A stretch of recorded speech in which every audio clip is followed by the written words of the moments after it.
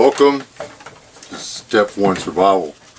And I'm not Staff Sergeant VA, but I found a DDT-14 that says he's a badass. And that's good enough for me. Y'all still out on that? Get out of my chair! Quiet on the set. I just want to do that. In somewhere in the mountains of an area. I'm sitting here. This is BA. Hi, everyone. I'm BA. Terribly interesting. And that's Sippy over there throwing things at us. Hey, and she really does do that. What is that? Ketchup packs? Really? I'm like a ninja. You can't do that. Where's the chocolate bars at? Oh wait, I'm gonna die. Could you at least throw food that we can eat? Oh wait, don't throw oranges. No. No. No. No. Oh, no. Wait. No. Here, have some dum-dums. Jeez. Really? Really? Oh, now she's done upset the Sasquatch. Are we about ready to do this? Oh. Yes, let's do this. Are you done over there, Sippy? Yes. Okay. Thank you. We have a very serious topic to discuss tonight. Really, We're actually serious. We have a serious topic. I know that's really hard to believe, but one of our fellow YouTubers, Steve Foco, go check out his channel. He's a laid-back, intelligent. I don't know why he hangs out with us, but he put something out there because we're doing this whole meet and greet stuff. You know, the Viking meetings and everything. Getting to know other people that are of a like mind, so we can help each other out in the event or whatever. And Steve Foco's been in the community. Yeah, Steve's been in the community for a long time. A couple of years. So, anyway, he's definitely worth a look. And I want to thank you for the video. I've watched it twice now, and there's some solid stuff in there. Basically, it kind of gives us a heads up on some stuff we need to think about while we're doing this. And that's what I'm going to go on. I don't, like, he's talking about the fact that we got to keep, not necessarily on the down low, but that we need to be, we need to stay up the radar. What do you think about that? It's more, it's like OPSEC, but it's a little bit different. You know, operational security.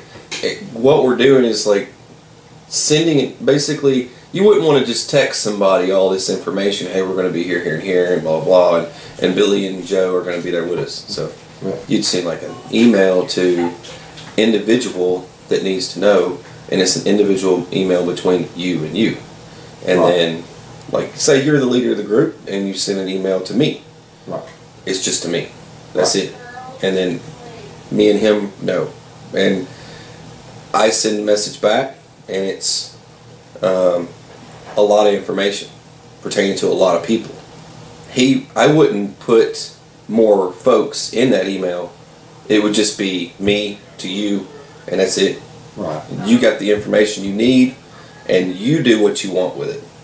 But you're wise enough to know I shouldn't send this out in some sort of chain mail where a whole bunch of folks get it. And what if one of them's some sort of mole? Yeah. That goes into the mole thing. That's the one thing he brought that up, is that, I mean, it could be a mole, it could be an alphabet soup or whatever, because when you start using words that are often thrown up in this community, you know, the one, you know, I think it's a part of a milliliter, and then an ida. When you throw that word up, y'all figure it out yourself, do some word rearranging. When you throw that word up, it's a bing, red light for a lot of people, even though it's a perfectly okay thing, and we're not looking to do any, I don't know, overthrowing. We're just looking to support each other in the case that my family's out of food, your family's not. You need somebody to help you pull your water well or drag your tractor out of the bar ditch. Feed my family and we'll come drag your tractor out of the bar ditch, we'll pull your water well. That kind of thing. That's what we're talking about. Yeah. Amongst others. Yeah. But the communication thing, and plus, don't open up right away. Yeah. Give it time. You got it. It's like us. We've known each other for what, 2 years, I guess, on YouTube. Yeah, Something like that. something like that. It's close to 2 years, I think. And most of the folks that I've met, I feel comfortable with. I've seen, and I have a good idea. You know, figured it out enough for myself to be able to meet that individual, and that's kind of how I've ended up meeting quite a few folks. Yeah. know. There's a lot of y'all that are kind of freaking out that we're doing these meets. We've emailed and communicated with the phone for a while. Yeah, for a while. Before We've texted for a long time now. So some of us even text a guy while he's trying to do a live stream. yeah, and you hear like the phone go off, like in the middle of his live stream. You've done that. Yeah, You did that to me. That's right. Yes, I did. I totally forgot. You reminded me. Yeah. Mm-hmm. But yeah, no, that happens, but communication and trust, right? Building some trust, building a decent relationship with other individuals, and not setting yourself up for failure in that realm, because a lot of the information that's given out, it's like everyone in the group could know. Yeah. You know, everyone in the group can know this stuff. It's not something that's like, oh, secret spy game stuff. So, but some information should be held back. Should be. I mean, and there's some of it that doesn't need to go electronically, period. Yeah. Do not In person. email or text or over the phone. A cell phone is a radio. That's once that signal between your phone and the tower, it's free. There's no laws governing that signal. Okay? They don't have to have a thing to tap your phone. You cannot delete a text message. I don't care what Hillary says, you cannot delete an email. So, you don't do that. There's a magical thing that still exists, which is covered by state and federal law. It's called the United States Postal Service. Yeah. FedEx, UPS. There's several ways to send mail back and forth. You use this magical thing called paper. They can't open it. If you're worried about x-ray machines and super spy gadgets, literally a piece of the refractory from an emergency blanket in the envelope stops every bit of that. And this falls into social media too. Like Social media. Conversations on social media. There was recently a story about a football player. I'm not going to say what, but a football player playing at the moment had sent a tweet on Twitter several years ago, and they dug that up. It was so many years ago, but they dug that up, and now he's having to take cultural training and all kinds of weird stuff. I saw that, yeah. Yeah, all because of that, and he's not able to play and all kinds of weird stuff. But this goes into Generation Z. You know? And you know, you have people in Generation Z, their whole existence is a cell phone and texting and social medias, and they're young kids. Yeah. And they already have phones, and that's all they use in school is computers and laptops and iPads, and it just goes on, and then all that data on them is collected, and years from now, when they're trying to get some sort of background check, secure their position in like law enforcement or whatnot, they're not going to be able to get that position because, hey, you sent a tweet 10 years ago saying you hate this or you hate that. So You liked 427 memes that had something to do with against our current administration. You're not going to get this internship. I was like 12. You know, it's not going to matter. You liked videos making fun of cat failures. Yeah. That means you hate cats. You can't be a veterinarian now. Yeah. You laughed at that kitten that fell off the stool into that bucket of mud. That was you. So, yeah, you can't do that. I mean, you got to, anything that goes out electronically over the airwaves or through the internet have y'all ever heard of this magical thing called the cloud? Oh yeah, that's another one. Yeah, that's a good one. But yeah, networking, the getting out and meeting people and stuff. Yeah, don't be afraid to do it. But I'm over here to learn how to do this. I mean, I'm bukus of miles away from home, and we got a relationship, but these guys are miles ahead of me on this networking and getting together stuff.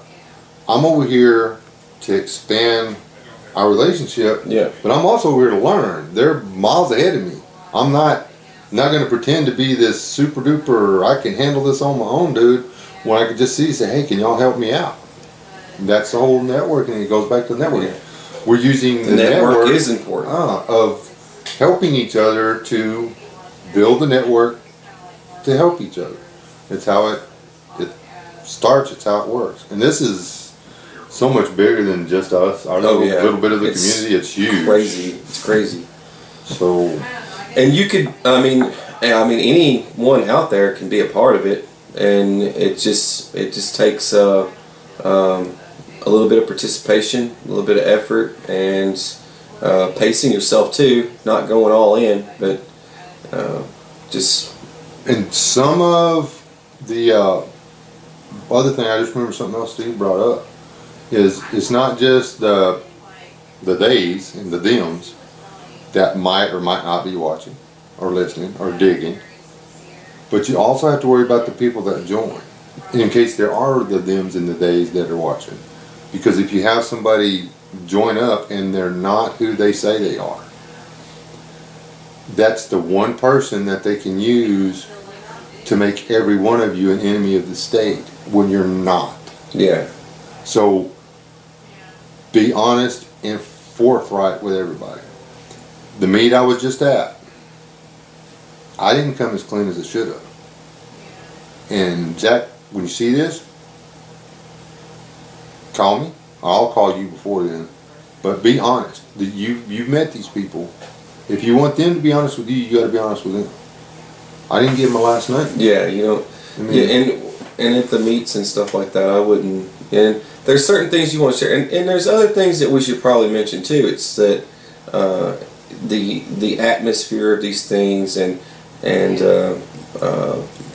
like Pastor Joe Fox had said, you know, folks consuming alcohol and like, hey, my name is so and so, and I live at blah blah blah, and my phone number is, you know what I mean? No. And that can happen, and you Don't need to be that. very careful. Very careful. And that's the reason why when you go to these things, you don't partake in anything like that, and you just focus on what you got to do while you're there. You're meeting people, and they're looking at you and seeing what you're doing and how you're responding to stuff. They are reading you because they're concerned. They want to know, is this guy a potential person I can trust? Or any little detail you do could cause them to not like what you're about. They're not looking for somebody who wants to go and hang out at the back of a pickup and drink beer and talk about the end of the world. No. They're looking for somebody who wants to go and get the tools out of the back of the truck and build the world of tomorrow. Okay? Pretty much. That there's a big difference. And the whole time you guys have been here for a few days now, and what's been our beverage? Coffee. Lots of coffee, water. Coffee. Lots water, coffee, water, and tea, pretty much. Yep. And that's the way it should be anytime you're visiting and stuff, when you guys start meeting one another. Pick a venue that knows where the volume button is for the music, or pick a venue that doesn't play music. Yeah. Okay. Make sure they have a table that's other than 15 miles long.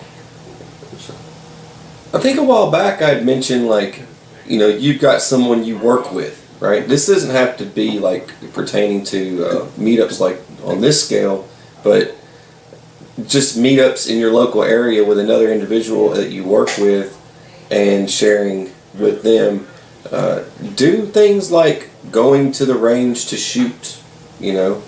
I'm meeting up with a guy tomorrow to go shoot, and plan on taking you if there's nothing really going on, but we're gonna go and probably just shoot some rifles and adjust sights and fix some things that need to get fixed. But it's gonna be a good little, just chat with another guy that's into the same stuff we are. So you don't have to walk around with a sign on your back that says, I'm a prepper and I've got 47 years worth of food stored in the barn. No, you don't need to do that. Don't do that. But pay attention to the guy that's over there. You see a guy walk up and he buys 6 buckets at Walmart and then heads for the grocery section.